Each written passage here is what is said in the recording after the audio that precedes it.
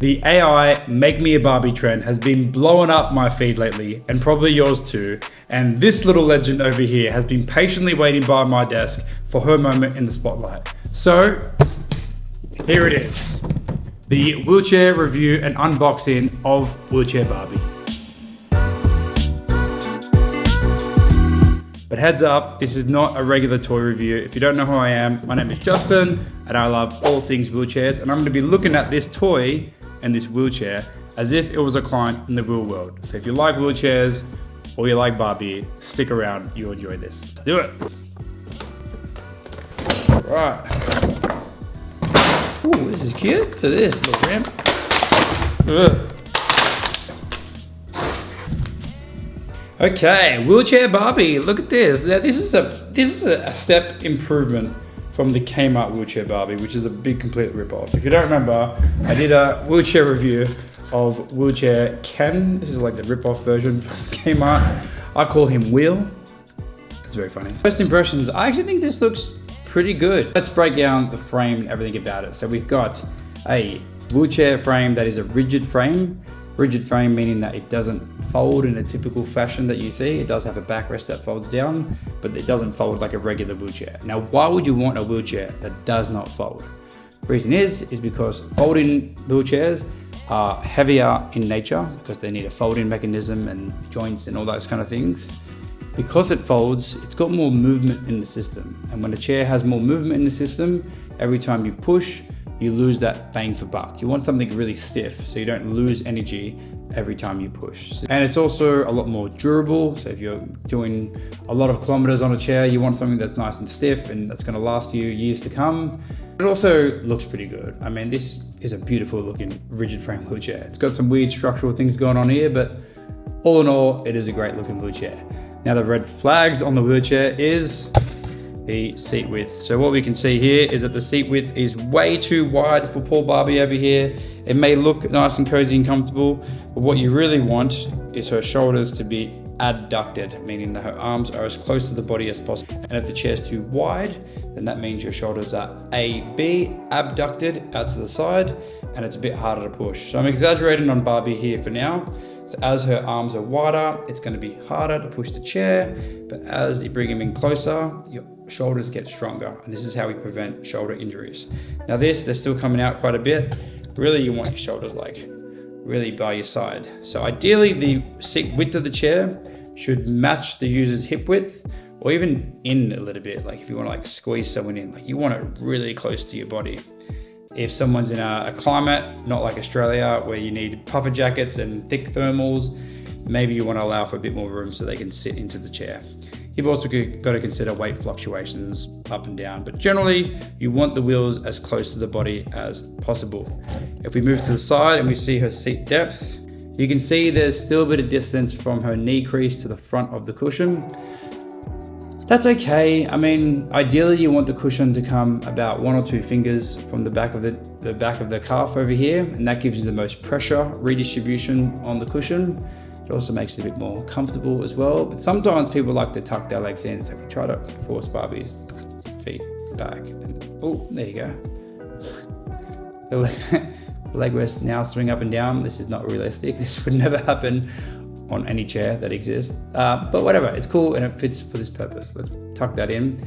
If she wanted to tuck her legs back, you might have the seat depth a bit shorter so she could do that, but for most people, you just want to have a little bit of space between the calf and the front of the cushion. So that's length, that's hip width, that's seat width and seat depth. Now in terms of the height of the chair, she's probably a bit high in the chair. What I would have liked to see on this is the back of the seat of the chair come lower into the wheel. So that would have given her more slope or rake into the chair. And that would allow the middle finger up here to be in line with the wheel. So if we exaggerate and her hand was all the way up here, then it'd be very hard to get a good push going on. But really you want her hand down here, so when she does bend her elbow, she gets a nice access to the wheel to push ever so nicely. It's not realistic, this wheel as well. The wheel is probably a bit too big for a realistic scenario. Like this is just huge in proportion to the chair, but whatever, it's a toy, I get it. It's just a little bit smaller wheel, have her bottom a little bit deeper into the chair. That would be really good. These wheel locks are actually really quite realistic. So usually you'd see like push to lock locks on a wheelchair, where this actually has more of like a scissor style lock. I don't say brakes because wheelchair brakes are a different thing. This is a wheel lock, it locks the wheelchair. The reason why someone might use a scissor lock over here is because the push to locks can stick up. And when they stick up and Barbie needs to push her wheelchair, those wheel locks can get in the way and they can bump people's thumbs. So these scissor locks are a bit lighter and they sit under the wheelchair usually, so they get out of the way. So when you want to push uphill, if you're leaning forward, if Barbie is really getting into a push up a hill, these aren't in the way and bumping her hand. So that's the idea of these scissor locks. But other than that, oh, the backrest as well. Okay, so the backrest, you're probably thinking, oh, that's not really big. Maybe it's not really supportive. You'd actually be surprised. This is actually a really realistic size backrest for someone who's an active user. An active user meaning someone that pushes all day and often has pretty good core stability. So if they've got good core stability, why would you want a lower back? Let me tell you. You want a lower back for a few reasons. One, because some people like the look of them, like the aesthetics of a lower back, looks cool. It might save a little bit of weight onto the wheelchair, but mostly you want a low back to access your body's range. And there's two things I'm talking about here. So if I move my little kneeling chair over here, so my back would be too high if I was pushing a wheelchair. So if I'm pushing, I've got a backrest here and it's like, you know, my scapula and the backrest are fighting every time I push back. So it's like I'm adding extra resistance every time I push. So I want the backrest below my scapula over there.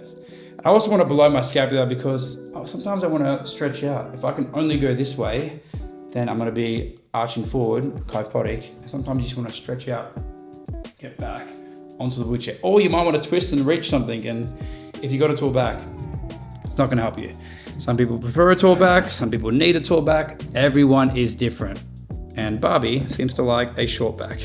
But all in all, I do think this is actually a really good, realistic representation of an active wheelchair user. Fun fact about Mattel and their design of this, they did have a wheelchair Barbie that existed, I don't know, 10 years ago, something like that. And it had a bit of heat because it looked a bit, you know, it was like not a custom made wheelchair. It was like a standard off the shelf wheelchairs. So what they did when they made this wheelchair is that they consulted with a children's hospital, I believe, somewhere in America, and wheelchair users. I think they like spoke to some influencers about the design of it, and they came up with this. So well done for Mattel for pushing the boundaries of what toys can be, having really good inclusion within their toys. I think it's really good. Is it perfect? No, but I'm glad it exists. And if they're gonna make another Barbie, I hope they call me and I can make it look awesome. Oh, I'm sorry, Barbie.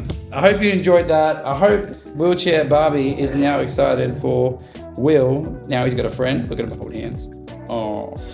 This wheelchair got a lot more grief than this one. So if you wanna know what was so bad about this wheelchair, you can look it up on my page somewhere. Me reviewing wheelchair Barbie toy something. I don't know. This was like the Wish version, Kmart version of it. And this is the OG version. So these two are gonna sit on my desk. They're gonna have a great night. You're gonna have a great day. And I will see you for the next video. Bye.